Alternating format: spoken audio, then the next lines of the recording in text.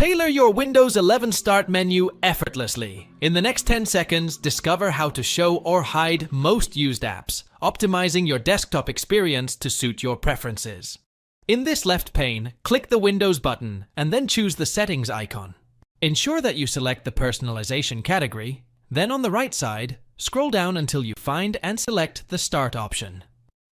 In the box that opens, you will see an option labeled Show Most Used Apps. You may choose whether or not to display the most used apps at this point. Simply put Run into the search results after pressing the Windows button, and then choose it in the Run prompt. Enter gpedit.msc to open the Group Policy Editor.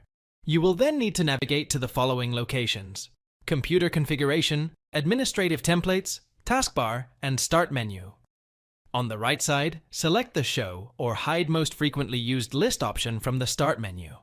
If you enable this option, a drop-down menu will appear with the options Show, Hide, and Not Configure. Again, this is up to you to decide. Click Apply and OK to save the changes.